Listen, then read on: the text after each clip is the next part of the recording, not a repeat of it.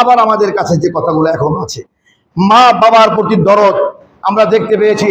এমন কুলা আল্লাহ বললেন, অকাদা রব্বুকা আল্লা তা'বুদু ইল্লা ইয়্যাহু ওয়া বিল ওয়ালিদাইনি ইহসানা। কি সামাজিক অবক্ষয় হলো আমাদের!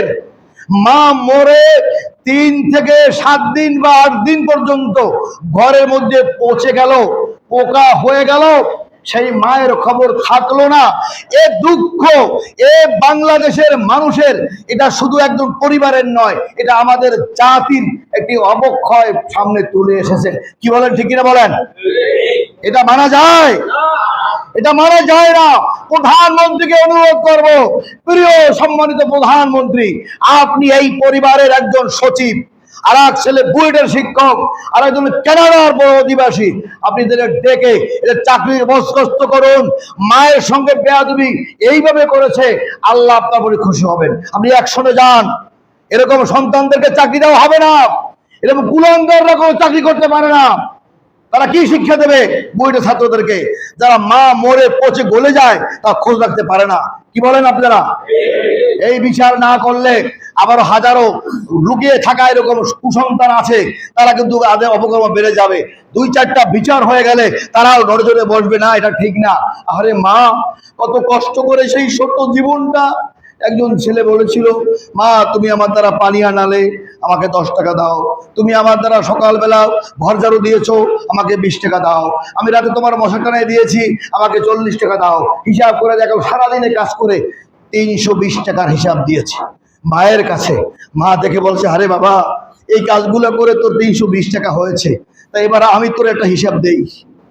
যেদিন তুই পেটে আমার বাচ্চা হয়ে আসলি, প্রথম যেদিন আমি যে বমি করেছি, আমি যে লালন করেছি, প্রত্যেকটা রাত একেবারে 24 ঘন্টা তোকে 10 মাস যে লালন করেছি, এক একটা দিনের বেতন তাহলে কত টাকা হয়? ডেলিভারির যে পেন সহ্য করেছি তার মূল্য কত হয় বল? 2.5 বছর দুধ খাওয়াইছি, কত কষ্ট, কত কামড় সহ্য করেছি, তার মূল্য কত হয়? আরে সন্তান তখন সে বললো, মা বললো এগুলো সব ফ্রি, সব ফ্রি, সব ফ্রি, কোনো কিছু লাগবে না।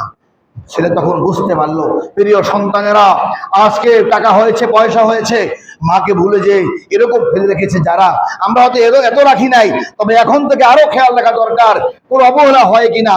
নারী নারীর বড় শত্রু। অনেক সময় এই বউরাও কথা বলে না, খুঁজে বলে না, কিন্তু আপনি চাপ দিবেন, খাবার খেয়াল রাখবেন। গতকালকে একজন মশলা জিজ্ঞেস, হুজুর শাশুর শ্বশুর শাশুড়ির কি খেদমত করা জায়েজ আছে? আমি তো শুনলাম যে এটা জায়েজ নাই। কোন মৌলবী দিয়েছে এই মশালা? আল্লাহ রসুল বলেছেন, তোমার মা বাবা আর শ্বশুর শাশুড়ি মা বাবার মতোই। যেমন মা বাবা তেমন শ্বশুর শাশুড়ি, এবং পুরুষেরও তাই। নিজের বাপ মা যেমন, স্ত্রীর বাপ মাও তেমন। প্রয়োজন তাদেরকেও, তাদের অরিশ পায় না তারা, কিন্তু নারীর তো স্ত্রীর জায়গা থেকে তারা অরিশ পায়। এই জন্য স্বামী স্ত্রী মিলে যে একটা বড়ি, তাই তাদেরকে ওষুধ কিনে দেওয়া, খোঁজখবর রাখা, খেদমত করা, মাঝে মাঝে স্ত্রীকে পাঠিয়ে দেওয়া, এগুলো কি ভালো না খারাপ? এই মশালা কোন হুজুরা দিল?